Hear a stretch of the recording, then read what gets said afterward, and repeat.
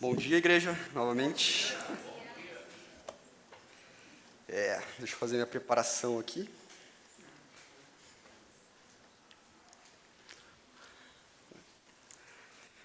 Bom, gente, foi muito bom, acho que muito edificante para todos nós, né, ver como que cada um aqui estava se colocando numa situação bem desconfortável, bem diferente daquela que estava acostumada, né, para servir ao Senhor, né, e foi muito bom que vocês toparam esse desafio, né, ano que vem tem mais. E, bom, de certa forma, isso também é um desafio para mim, mas é uma ótima oportunidade também, né, para experimentar a paz do Senhor, né, e bem dizer o seu nome, assim como a música diz para a gente aqui. E, bom, para a gente dar início a esse tempo, eu gostaria primeiro de orar novamente, para a gente dar aquela acalmadinha também, né? Senhor Deus, obrigado, Pai, porque o Senhor capacitou cada um aqui a te servir, a fazer aquilo que o Senhor planejou para eles no dia de hoje. E, bom, Pai, eu também gostaria de te pedir que o Senhor guie esse tempo, né, da mensagem, que o Senhor possa conduzir as minhas palavras, as minhas ações aqui em cima, que o Senhor me ajude a ter coragem, sabedoria e, bom, fazer isso com alegria, né, porque é algo muito bom, né, Pai, de certa forma. É algo para se alegrar e dar graça ao Senhor. Então, é por isso que eu te peço nesse momento, Pai, que o Senhor possa também abrir os nossos corações, as nossas mentes, para receber a palavra e aplicar também durante a semana, né, Deus? Não só durante a semana, mas na nossa vida. E é por isso que eu te peço e agradeço, em nome de Jesus, amém.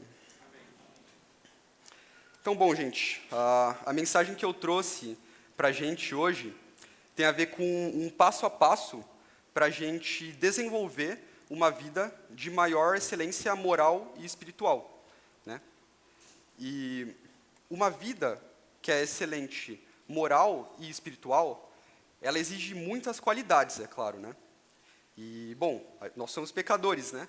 Então, o nosso chamado aqui, né, enquanto estivermos aqui de maneira imperfeita na Terra, é viver da maneira mais parecida possível com o que Jesus Cristo mostrou para a gente, né, na sua passagem por aqui.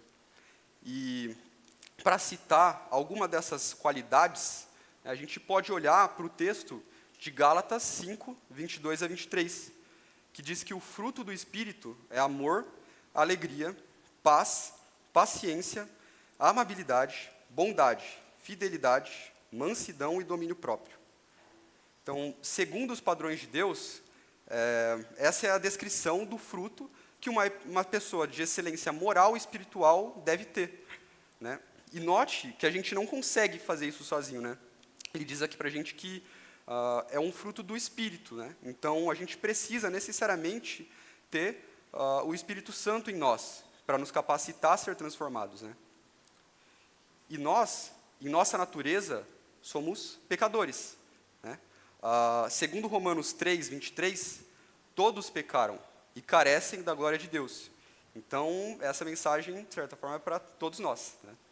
E um dos nossos pecados é que somos muito egoístas, né? A gente tende sempre a amar mais a nós mesmos do que as outras pessoas, né? E é por isso que Jesus deu aquela ordem como um dos grandes mandamentos, né? De amar não só ao Senhor acima de tudo, mas também o próximo como a si mesmo, né? E um coração egoísta, ele sempre nos leva ao egocentrismo, né? A gente sempre olha para o nosso próprio umbigo, primeiramente. E por sermos egocêntricos, a gente constantemente cai no descontentamento, né? E um coração descontente, ele é muito volátil, né? Ele é frágil, ele está sujeito a ser balançado, né, a qualquer circunstância externa que venha acontecer a gente. Então, quando alguma frustração acontece para a gente, seja na área da saúde, na área das finanças, trabalho ou escola, né, para os mais novos também, para os pais, né, o que quer que seja, né, o coração descontente, ele sempre tende a cair num poço de preocupações, né? E isso revela um coração muito ansioso, muito inquieto, né, que é movido como as ondas do mar, né, algumas analogias que a gente vê na Bíblia, que por conta das preocupações, né, que na maioria das vezes a gente nem tem controle. Né. E cultivar esse coração que anda ansioso nos faz ter reações faz a gente ser muito reativo, né, e de certa forma, e sempre, né, tendendo a pecar nas nossas ações, no nosso falar, pois a gente fica com as emoções muito desequilibradas, né. Isso não é saudável nem para o nosso relacionamento com Deus e nem para o nosso relacionamento com o nosso próximo, né, com qualquer um que seja. Então, pensando nessas coisas, eu trouxe uma reflexão em cima de Filipenses 4, né, onde Paulo traz algumas instruções e passos práticos para a gente desenvolver algumas características do fruto do Espírito que a gente viu, né, mais focado aqui na alegria, na amabilidade, no domínio próprio, né, e com isso a gente desenvolve também, por consequência, uma maior excelência moral e espiritual diante dos problemas que certamente acontecem nos nossos dias, né. Então, eu vou ler aqui, né, o trecho de Filipenses 4, começando do versículo 2 até o versículo 9, para a gente basear o nosso estudo. Então, lendo aqui, peço a Evódia e a Sintique que tenham o mesmo entendimento no Senhor. Sim, e peço por você, leal companheiro de jugo, que as ajude, pois lutaram ao meu lado na causa do Evangelho, com Clemente e com os meus demais cooperadores, cujos nomes estão no livro da vida. Alegrem-se sempre no Senhor. Direi novamente, alegrem-se. Que a amabilidade de vocês seja conhecida por todas as pessoas. Perto está o Senhor. Não andem ansiosos por coisa alguma, mas em tudo, por meio da oração e da súplica, e com ações de graças, apresentem os seus pedidos a Deus. Então, a paz de Deus, que excede todo entendimento, guardará o coração e a mente de vocês em Cristo Jesus. Finalmente, irmãos, pensem em tudo que for verdadeiro, tudo que for digno de respeito, tudo que for justo, tudo que for puro, tudo que for amável, tudo que for de boa fama, em tudo o que houver alguma virtude ou algo de louvor. Ponham em prática tudo o que vocês aprenderam, receberam, ouviram e viram em mim, e o Deus da paz estará com vocês. Né? Então, eu comecei aqui do versículo 2 para a gente dar uma contextualizada. Né? Essa carta de Filipenses, ela foi escrita por Paulo enquanto ele estava preso, né? Ele estava num contexto ali de prisão, né? E ele escreveu essa carta direcionada para a igreja que ele tinha começado lá em Filipos. Filipos é uma cidade de colônia romana, né? E muitos moradores daquela cidade, eles eram militares aposentados que ganharam terras de presente na cidade, né? E de certa forma, eles acabavam contribuindo, fazendo uma presença militar ali, né? Mesmo que fossem aposentados. E isso trazia um aspecto muito forte de patriotismo naquele povo, né? E por isso não havia muitos judeus e nem muitas sinagogas naquele lugar. Então, imagine só, né, a dificuldade que era para Paulo e para qualquer um que se desafiasse a isso, né, pregar e espalhar o evangelho naquela cidade. Então, é natural e esperado uma série de dificuldades, né? É normal naquele contexto. E é o que tudo indica, Paulo tinha em Filipos um grupo, né, de servos, discípulos ali, que estavam à frente, né, do ministério da cidade. E por alguma razão que não é explicada aqui, e também não é muito importante para a gente, nos versículos, e muito a fundo, né, mas nos versículos 2 e 3, ele fala que havia duas irmãs da igreja, né, Evódia e Sintique, que elas estavam, por alguma razão, se desentendendo, né, e isso estava causando uma certa divisão na igreja. Né. E o motivo, né, para essa divisão, ela não é citada, mas pelo contexto dos trechos anteriores de Filipenses 3, a gente viu Paulo animando os filipenses a se manterem firmes na fé diante das lutas que eles estavam enfrentando, né, no seu ministério ali na cidade. E E ele exorta, né, esses irmãos também de Filipenses a manterem o seu foco na eternidade. Né? E logo em seguida, né, começando o capítulo 4, Paulo dá essa exortação nos versículos 2 e 3 que a gente viu. E esse conflito interno, né, era algo tão importante, né, que chegou a ser comentado aqui na carta de maneira pública. Né? Todos leram essa carta. Então, certamente, né, a gente pode afirmar isso, de que estava rolando uma certa agitação, né, uma preocupação muito grande entre aqueles irmãos na igreja, especificamente entre essas duas irmãs. Né, e estava sendo destrutivo a ponto de causar essa divisão. E agora, imagine só, né, se põe um pouco no lugar de Paulo. Ele estava preso e, chegou lá alguém para trazer esses recursos da igreja de Filipos, e além de trazer as coisas que foram boas para ele, né, trouxe essa notícia de que estava havendo conflitos na igreja de Filipos. Né? Imagine o coração de Paulo como não ficou apertado nesse momento. Né? Ele, além de estar preso, correndo o risco de ser executado a qualquer momento, ele ainda recebe essa notícia ruim da igreja que ele tanto se esforçou para fundar. Né? E ele tinha, então, muitos motivos ali, né, para estar preocupado, para estar ansioso, mas ao invés dele se desesperar, ele decidiu, né, escrever uma carta em resposta a esses irmãos, escrevendo um passo a passo prático para os filipenses, né, de como lidar com essas preocupações na nossa vida, na vida dos filipenses, no caso. Né. E por mais que esse seja o contexto, né, dessas introduções, elas não se limitam, né, apenas a eles. Elas também podem ser aplicadas a nós mesmos, né, e também a qualquer tipo de preocupação e ansiedade que a gente venha a ter, não só em relação a conflito entre irmãos. Então, é pensando nessas coisas que eu trouxe aqui para a gente a reflexão nesses pontos, né, para a gente desenvolver o fruto do Espírito que a gente tem na gente. E o primeiro puxão de orelha, né, que Paulo traz aqui para a gente ter uma vida de excelência moral e espiritual, começa no versículo 4. Ele nos chama a ter uma alegria que é constante, incondicional no Senhor, né, que independe de qualquer circunstância externa. Ele fala para a gente, alegrem-se sempre no Senhor. Novamente direi, alegrem-se. Né. O verbo aqui está no imperativo, né, ele ordena. E ele não só diz uma vez, ele também repete. Né? Então, durante a carta de Filipenses, a gente vê muitos momentos Paulo falando, né, para os filipenses se alegrarem. Né? Mas a gente pode pensar que, como é que eu vou me alegrar, né, se eu estou aqui surtando com o meu problema? Como que Paulo é capaz de ordenar isso? Né? Aqui, né, Paulo não está falando de uma alegria que é eufórica, que vem só em momentos de felicidade. Ele não está falando para a gente ficar 100% do tempo sorrindo, né, diante dos problemas que podem estar acarretando a gente no nosso dia.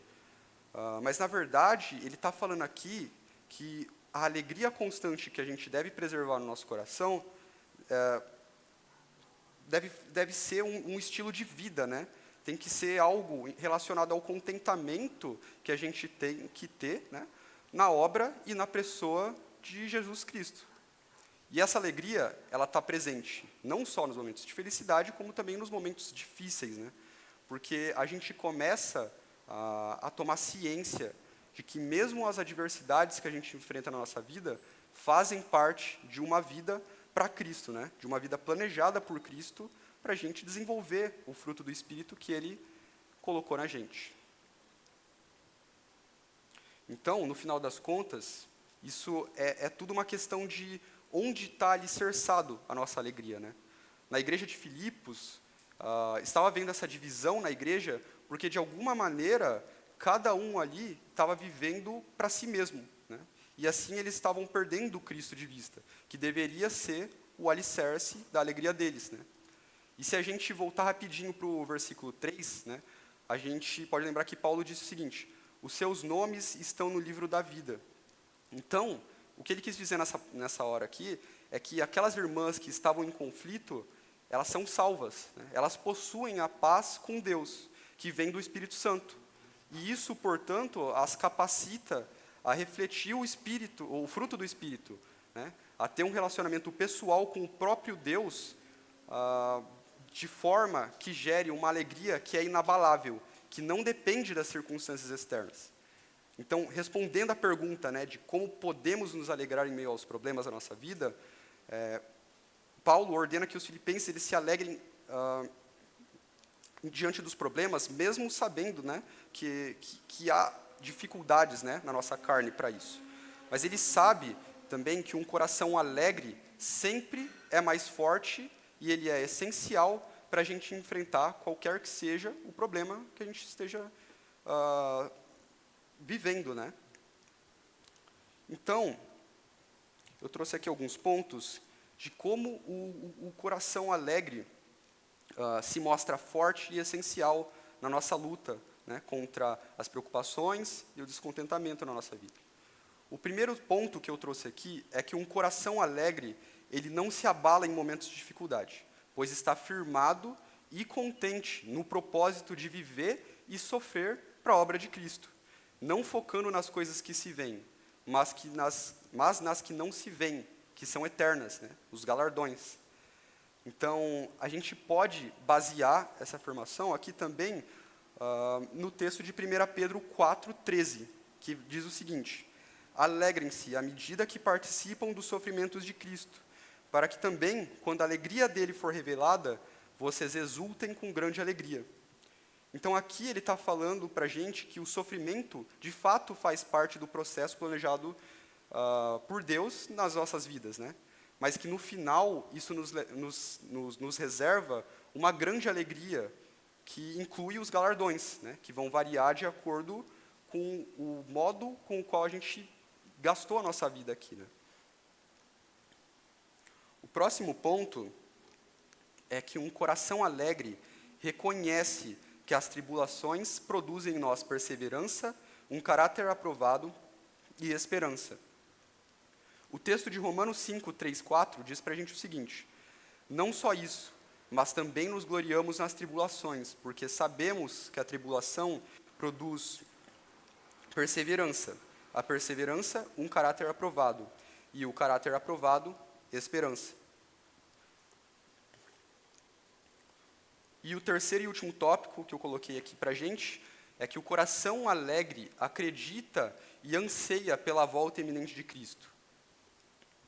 Então, se a gente avançar, né, dar uma espiadinha ali na frente, no versículo 5 de Filipenses 4, a gente lê que Paulo diz o seguinte: que a amabilidade de vocês seja conhecida por todas as pessoas, perto está o Senhor. Né? Então, quando ele cita esse perto está o Senhor, ele faz uma menção da volta iminente de Cristo, né? E que isso deve ser também uma motivação para a gente viver alegre e demonstrar amabilidade em todos os nossos relacionamentos.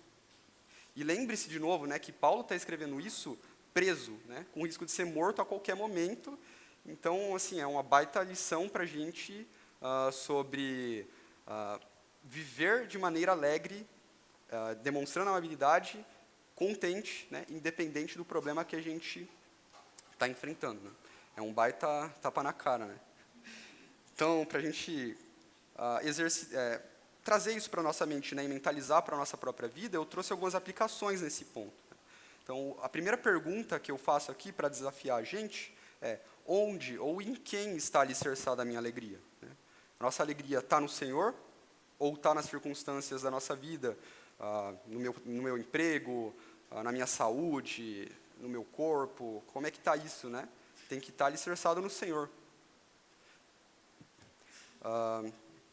A segunda pergunta que eu trouxe aqui para a gente é: eu tenho estado motivado e animado em meio aos problemas da nossa rotina, reconhecendo que Deus tem um plano para a minha vida em cada circunstância?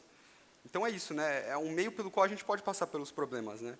Vendo nos problemas a oportunidade de glorificar a Deus, inclusive, né? Porque é nesses momentos que a nossa fé é provada, né?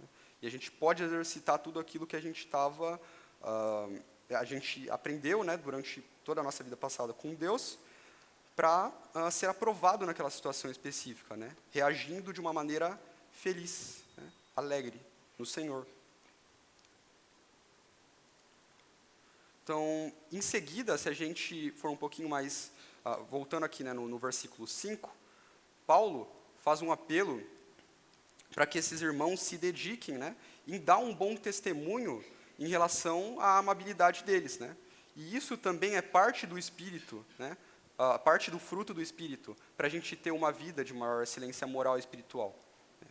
Então, no versículo 5, de novo, né, ele diz o seguinte: que a amabilidade de vocês seja conhecida por todas as pessoas, perto está o Senhor.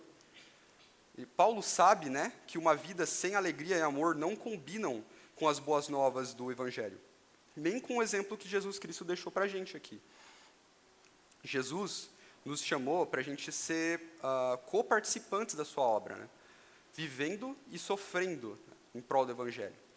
Então, ele já tinha, né, nos antecipado que, com a sua própria vida, né, ele era Deus, e mesmo assim ele passou por todos os problemas que a gente consegue ler aqui nas Escrituras, e muito mais, provavelmente. Né, e mesmo assim, né, ele nos encoraja a admirar, a seguir ele como exemplo, e viver com ânimo, né, dando um bom testemunho para que outros também enxerguem Cristo na nossa vida. Né. Então, trazendo algumas aplicações com base na parte da amabilidade, eu fiz outras perguntas aqui para trazer para a gente. Né.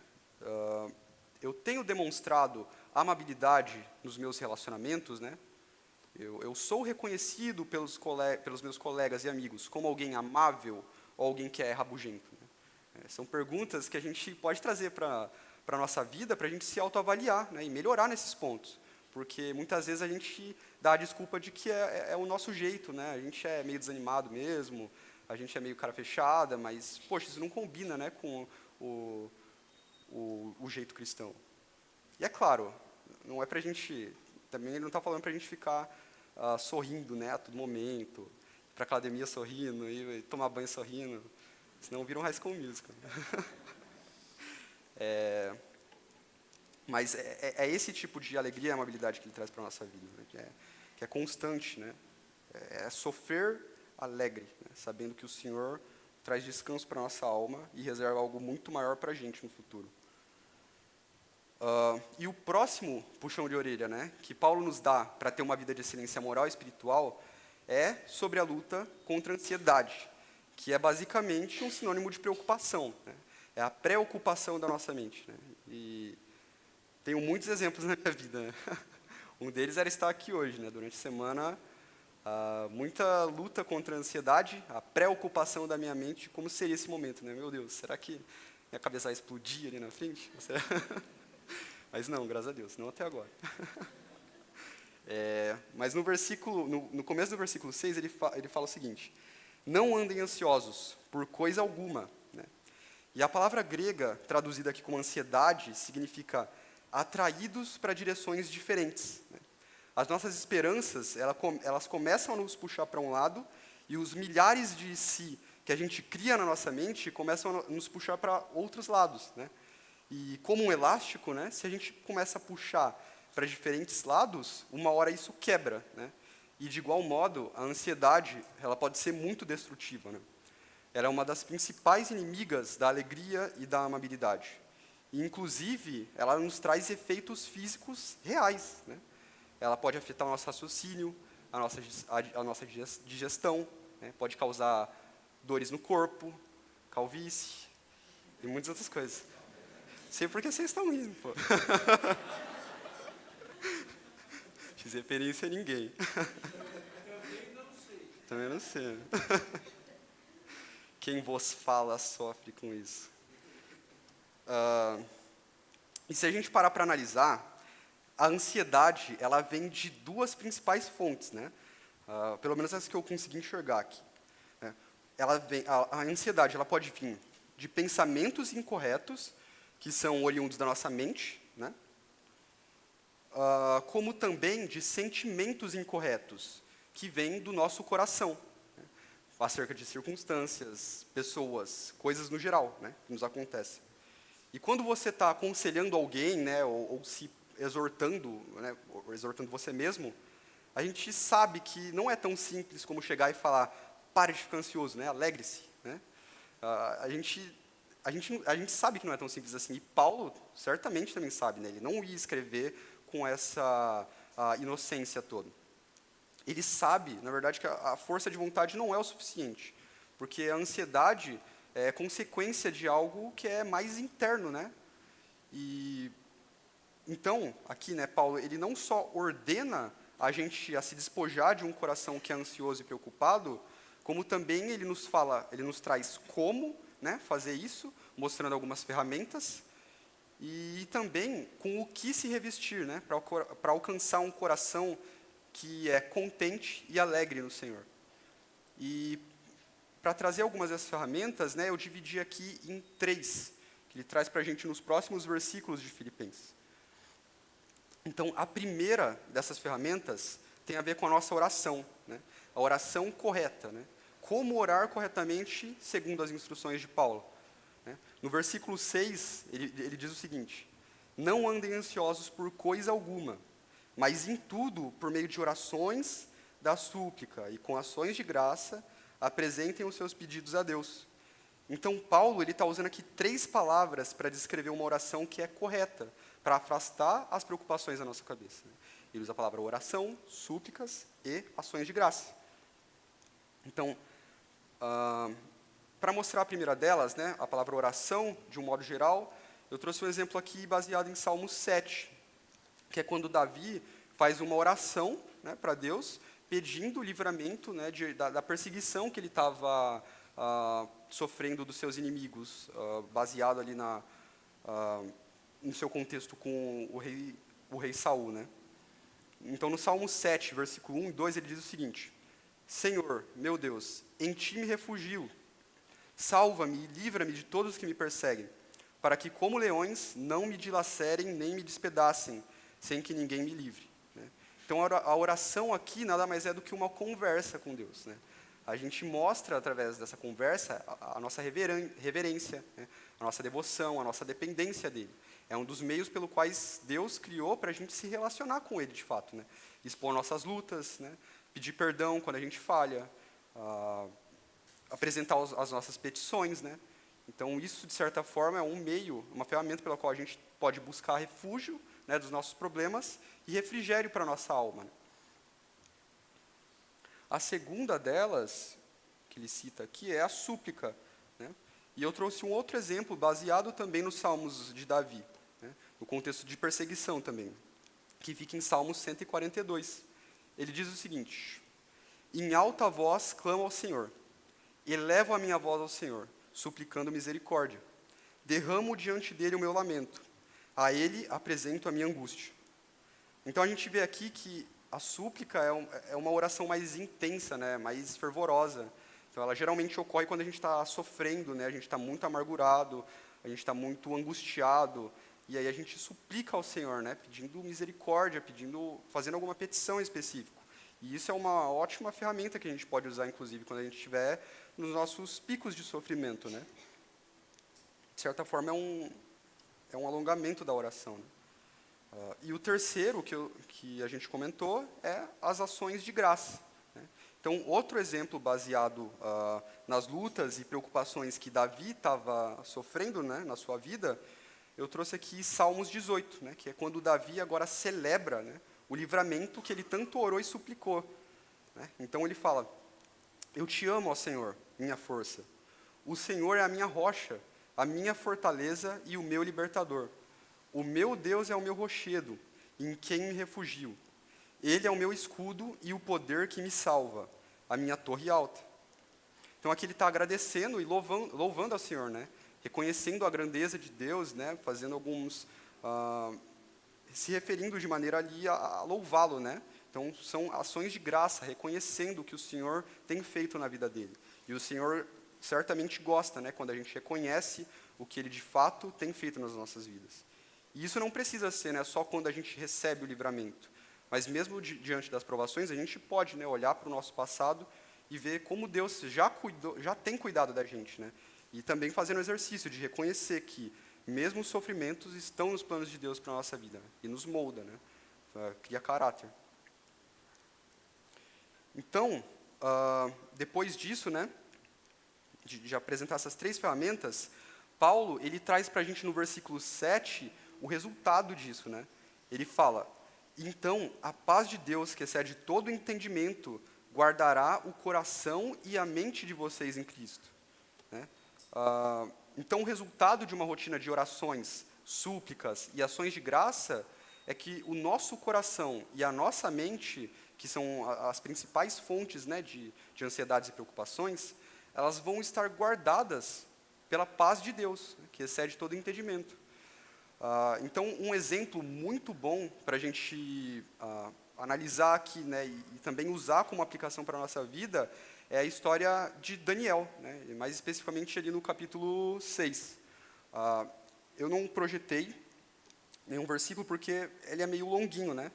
Mas se a gente lembrar da história de Daniel, nesse capítulo 6, vocês podem ler depois em casa, Daniel, ele foi nomeado como um dos supervisores do rei Dário, né, que era quem estava governando naquele período. Né? E Daniel, ele estava se saindo muito bem nesse cargo, né? Ele, inclusive, o rei Dário estava, inclusive, pensando em promovê-lo, né, para uma posição ali de maior relevância dentro do reino. E os outros trabalhadores do reino, né, eles ficaram com ciúmes, né, com inveja. Eles não gostavam de Daniel. Então, eles forjaram uma certa situação ali para tirar Daniel da jogada, né? Eles persuadiram o rei a assinar um decreto anunciando que todos, né, os seus súditos, o povo ali, para que eles adorassem somente ao rei, né?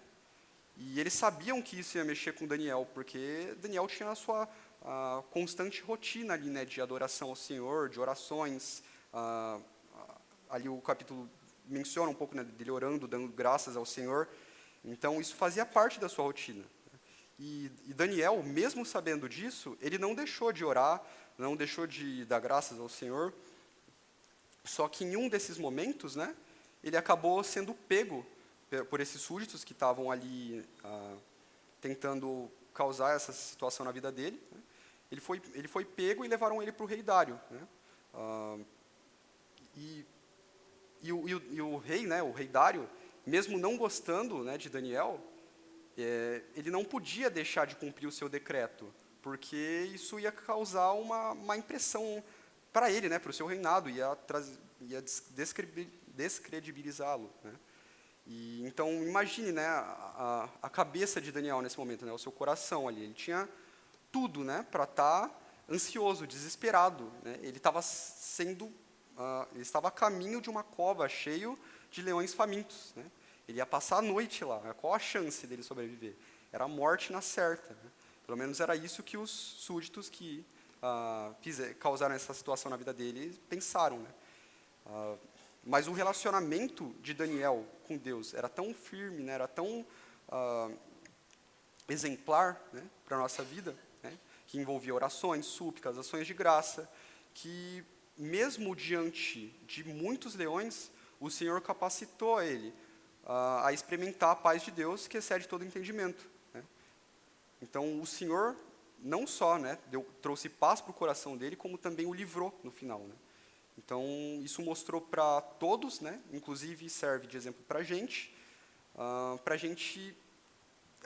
ter em mente, né, de quão poderoso pode ser, né, a nossa oração e quão importante é o nosso relacionamento com o Senhor. Então, baseado nesses pontos, eu trouxe algumas aplicações aqui para a gente. Né. Então, como tem estado, né, sua rotina de oração? Você tem conversado e sido aberto com Deus sobre seus problemas e lutas? Né? É importante essa rotina de oração, ela nos traz paz, inclusive o Senhor quer que a gente participe, né, das suas ações, através das nossas petições e agradecimentos. Você tem dado graça e reconhecido o cuidado de Deus com você durante a rotina? Né? Mesmo diante dos problemas que você está enfrentando, né, no seu contexto individual, você tem agradecido ao Senhor, né, por estar vivo, por ser salvo, né, porque Ele te deu a certeza de uma vida com Ele no futuro? Isso deveria ser o suficiente, né, para a gente se alegrar. Então, essa foi a primeira ferramenta, né, orar corretamente. Agora, avançando para a segunda ferramenta que Paulo nos apresenta, para nos livrar da ansiedade, das preocupações e nos mantermos moralmente e espiritualmente corretos, é o ato de pensar corretamente, né? O versículo 8, no versículo 8, Paulo diz o seguinte: finalmente, irmãos, pensem em tudo o que for verdadeiro, tudo o que for digno de respeito, tudo o que for justo, tudo o que for puro, tudo o que for amável, tudo o que for de boa fama, em tudo o que houver alguma virtude ou algo de louvor.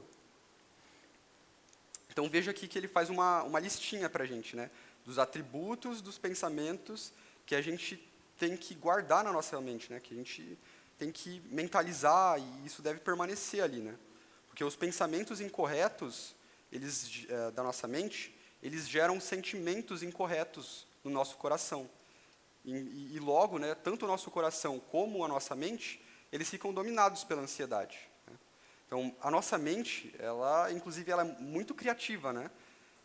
E como todo o restante do nosso corpo, ela também foi afetada pelo pecado.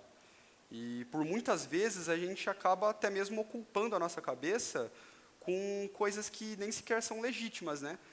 Às vezes a gente fica fantasiando, pensando num monte de e se, botando possibilidades catastróficas na nossa cabeça, que nos domina, muitas vezes nos congela, né? E faz a gente desobedecer ao Senhor em algum nível, em alguma situação, ser omisso, né? Isso pode nos trazer uma série de consequências. E a gente tem que tomar cuidado, porque é através da mentira que Satanás enganou Eva, né, ali no Éden, e é também o modo pelo qual ele pode nos enganar diariamente, né? O Satanás constantemente tenta controlar a nossa mente com a mentira, mas o Espírito Santo, ele controla com a verdade. E Paulo sabe desses detalhes, e é por isso que aqui ele nos ordena para a gente blindar a nossa mente com todos esses pontos que ele lista no versículo 8, né? Porque, desse modo, os nossos pensamentos, a nossa mente, ela vai começar a se alinhar com o Espírito Santo, né? Ser guiada pelo Espírito Santo, que habita, né, em todo aquele que já aceitou o Senhor Jesus como seu Senhor e Salvador. Então, se a gente tem a paz com Deus, né, que vem do seu Espírito, né, quando a gente aceita o Senhor como nosso Salvador, a gente também é capacitado a experimentar a paz de Deus, né, que excede todo entendimento e nos ajuda a se livrar de qualquer problema que a gente possa estar enfrentando na nossa... não se livrar, né, mas lidar da maneira correta com os nossos problemas. E uma das aplicações que a gente pode trazer baseado nessa ferramenta de pensar corretamente a gente deve priorizar a nossa rotina devocional, né, sabendo que por meio do nosso relacionamento diário com Deus, a gente blinda os nossos pensamentos, né, contra tudo aquilo que é destrutivo, que nos gera ansiedade, né. A rotina devocional ela tem que ser diária, porque diariamente a gente está diante desses problemas. Diariamente a gente precisa do nosso alimento espiritual, assim como a gente precisa do nosso pãozinho ali, do café, do arroz. E a segunda aplicação que eu trouxe é que a gente deve valorizar a memorização de versículos, porque eles são ótimas armas de rápido acesso que a gente pode ter para momentos de picos de ansiedade, né? Isso é muito bom, porque quando você está tendo alguma certa crisezinha ali, né, está em pânico, você não consegue ser muito racional, né, e pensar especificamente no versículo que você vai usar para combater aquela situação de pânico que você está passando, né? Mas se você tem o exercício de memorizar, se você tem a prática, né, de memorizar versículos, isso fica de muito mais rápido acesso ali na sua cabeça, né? E você pode ficar repetindo, né, até aquilo de fato internalizar no seu coração. Então isso é algo que realmente funciona, né? E muitas vezes eu já apliquei na minha vida, muitas vezes deu errado, muitas vezes deu certo, mas é claro que às vezes que deu errado foi por minha causa, né? Não e não por causa das instruções de Deus. Então, pulando agora para a última ferramenta que Paulo deixa aqui para a gente nesse trecho, para a gente se livrar da ansiedade, das preocupações e ter uma vida de maior excelência moral e espiritual, né, é o ato de viver corretamente, né, que basicamente é a prática, né. No versículo 9, ele diz assim para a gente: ponham em prática tudo o que vocês aprenderam, receberam, ouviram e viram em mim, e o Deus da paz estará com vocês.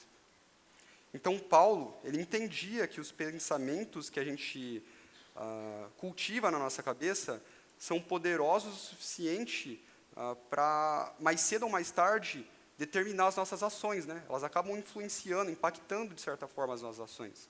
E por isso a exortação de pensar corretamente, ela é seguida dessa exortação de viver, né? De praticar corretamente. E, inclusive, Paulo aqui, ele dá ele próprio, né, como um exemplo a ser seguido pelos filipenses, né? Ele fala, tudo que vocês aprenderam, receberam, ouviram e viram em mim, né? Ele se dá como exemplo ali. De fato, a gente sabe que a vida de Paulo é um exemplo para todos nós também, né? De pós-conversão. E é claro, soa muito difícil a tarefa de ser como Paulo, né? Quem dirá como Jesus, né? Mas a gente pode e deve usar esses exemplos que a Bíblia nos deixa para guiar a nossa vida, né? E não só perseguir um exemplo de alguém bíblico, como também se esforçar para ser um exemplo, né? Para que outros também possam te seguir. E esse é um exemplo do discipulado que a gente, graças a Deus, tem a prática aqui na nossa igreja, né?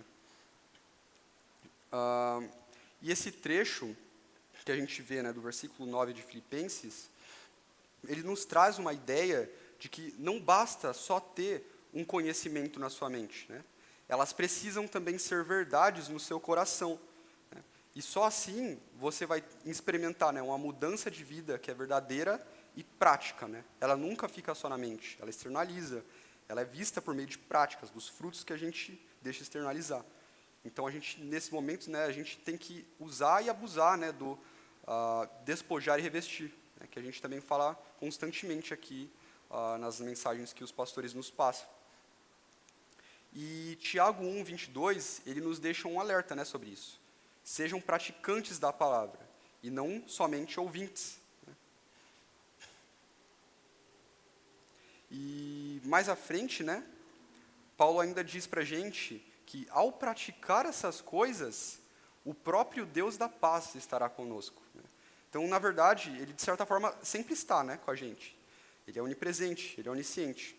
Mas o que Paulo quer dizer aqui é que uma vida de obediência ao Senhor nos aproxima dele, né? Isso estreita o nosso relacionamento com ele.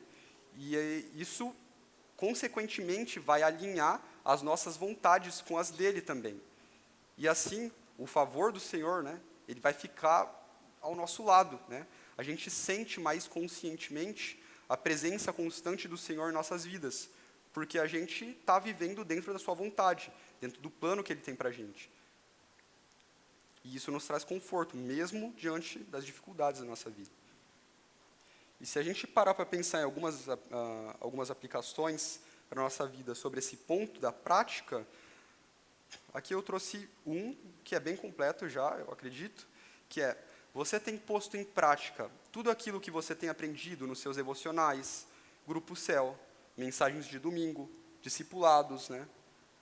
Como você tem praticado isso, né? Isso tem sido só estudos verbalizados, você só tem ouvido, ou você tem praticado durante a sua semana, né? O que você faz, né, quando o Pierre exorta a gente ali a amar o nosso próximo, a obedecer os nossos pais, não sei, a ser submisso com o seu chefe, ou com o seu marido, ou ser amável com sua esposa, né? Como você aplica isso?